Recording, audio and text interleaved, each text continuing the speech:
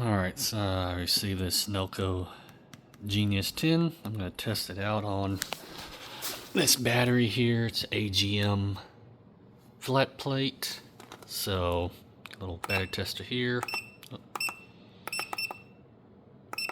Out of vehicle. This one here, battery's 9 of 22. It has been sitting, it has been used, but it's been sitting since 22. So it's going to be AGM flat plate, gold cranking amp, 650. Yep, that's correct.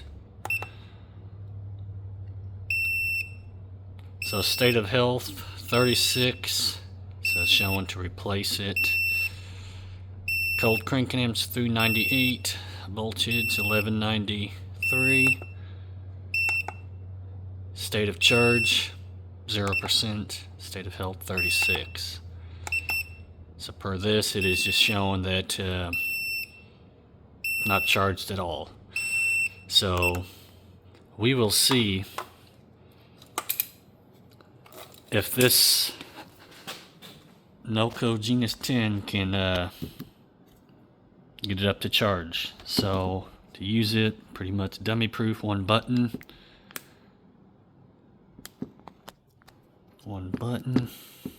So you got 12 volts there. You got 12 volt AGM. You got 12 volt lithium. Now if you want to go down to this bottom one here, push and hold. And that brings you down to here for the 6 volts AGM. You got 12 volt power supplies. If you're just trying to test things out on the car, it gives a constant 12 volts to it. And you got 12 volt repair. Push and hold. That'll bring it down to there. To there. So what we will do is leave it there. And it's going to pulsate. It's going to add 12 volts. Die down to, I don't know exactly off the top of my head on how many voltages, and I'll just kind of pulsate. Then it'll start bringing the battery up to life. Then once when it is finished, right now it's running its test, you'll see a little red bar here, then eventually it'll start working its way up.